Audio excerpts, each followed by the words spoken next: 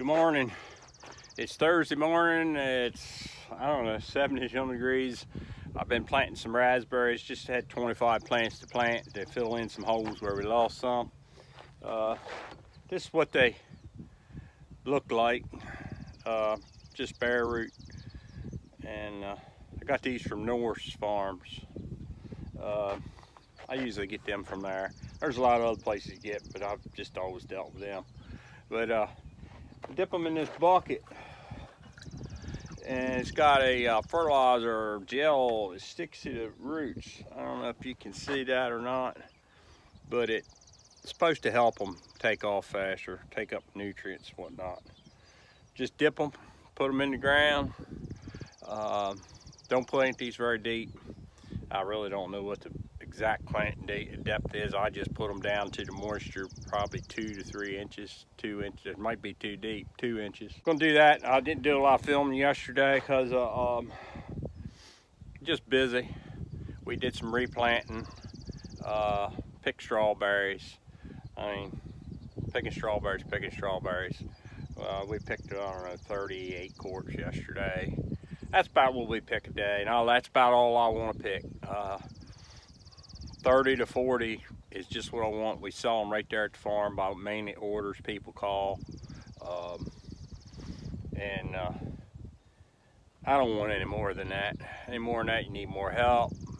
One thing calls for another, and with all the other work, that's what I like to do.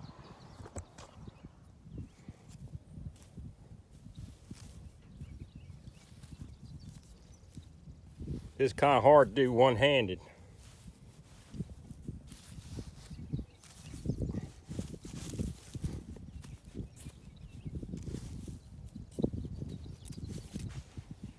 That's all it is to it. I'm also gonna, about the rest of the day, I'm gonna try to get beans planted. I'd like to get them all done today. Then I can move on and do something else. Got other stuff to do with the tractor. Got to lay some more plastic after we get the plain beans planted. Got to spray for deer.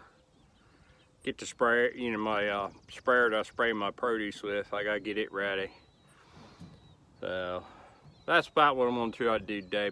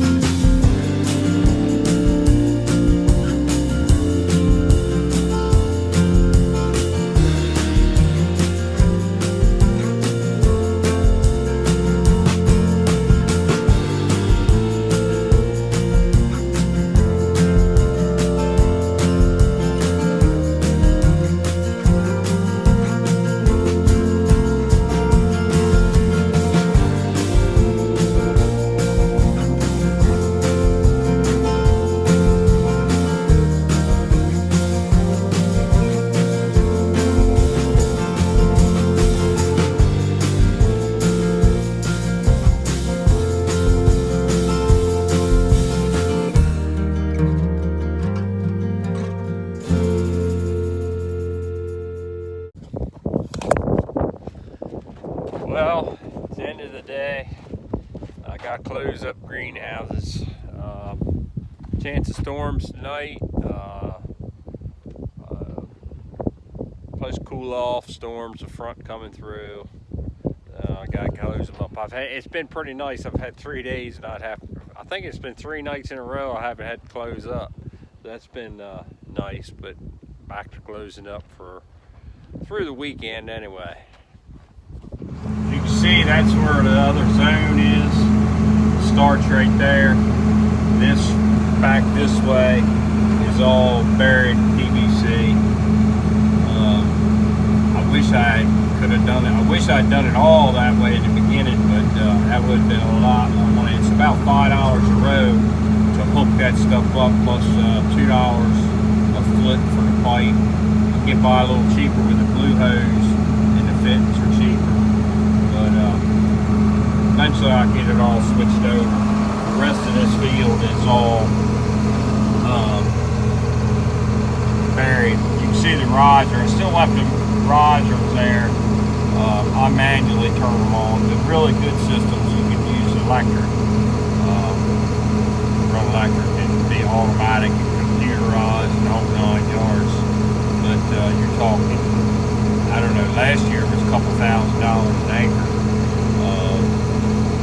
And I suspect with COVID, I imagine it's like everything else. I've already heard plastic, well, I've been knowing plastic's going to be short, so I have a feeling next year all plastics we use in the field is probably going to really significantly go up. I ought to buy some more now. Yeah, I gotta work on the sprayer. All I gotta do is grease it, clean the screens, and put the tips back in. I always take the tips out for the winter, and get her going, so maybe I can put some hinder, deer and rabbit repellent on some stuff, just to be safe.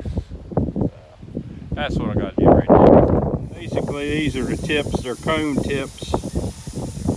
Just take the air hose, blow these out, and I take a wire brush and wire brush these and then blow them off.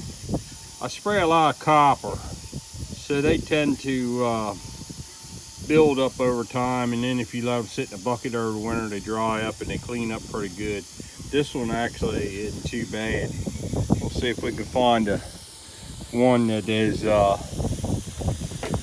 pretty stopped up. Of course, here you see this one. That's what you have to clean off. Already done this side. Got to do the center. I'll probably leave the center out, flush the tank, and then I'm gonna put this side on. And I usually leave the end nozzle off, as everything goes to the end anyway.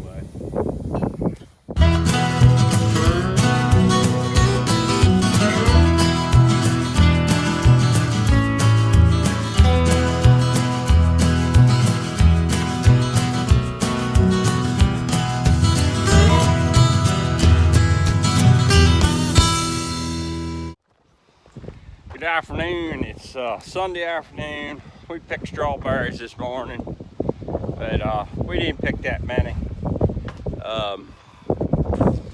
I think we picked 30 some quarts, and anyway, I haven't had a lot to do, piddling around, working on stuff. I'm gonna plant some sweet corn. I went down, checked my corn was spiked through. I'm not getting very good stands. I'm struggling getting corn come up this year. Get a rain on it, it's always something. Had to do some work on the planter. Was getting a lot of skips. Finally decided it was the seed. It was a really flat, really light seed. I took a 4-row planter, turned it into a 2-row planter, and that way I can plant whatever multiple rows. I can plant whole rows, so you don't have so much waste. I plant anywhere from 4 to 8 rows right now, depending on the length of rows too. I was planting 6, now I'm going down to 4. So you can see if I use my 8-row planter or kept this a 4-row, you're always going to have not enough or too many. So that's why I made it a 2-row. And also I plant all no-till now. I have a spray tank on there. I spray too. See, there's 1, 2, 3 tanks on here. That's for corn spray. That's for starter fertilizer. I put that one on there for string beans, but I don't plant many string beans with this. And you can see I put tips on the back so I can spray when I plant.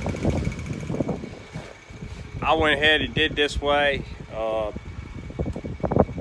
I plant, spray, no-till. Before, I have to hook the tractor up to the disc, work the ground, and only work 2 passes maybe. And then you come back, plant, then come back, unhook again, and spray it. So this way, and with even with my small sprayer, it's only 30-foot booms. You were getting overlap. Some of them, it just wasn't working. This works really well. I spray exactly what I plant. Works out well for that. And with no-till, one of the main reasons I went to no-till is because of I got tired playing in the mud in the summertime, trying to pull corn, worrying in the middle of the night after 3 inches of rain how I was going to get the corn out. This way, I haven't had any problems since I've been no-till. It's not as, it don't emerge as good. It's a little slower, especially when the ground's cold, but I appreciate it a lot more in the summertime when you get these big rains. We don't get them. It seems like the last 2 or 3 years we've been getting them right steady. In the summertime, it seems like you always get a 4-inch rain and you're wet and pulling wagons through the mud. And I just this way I don't have to worry about all that. Okay. The second one. Just get the kids to catch a couple. This was not as big.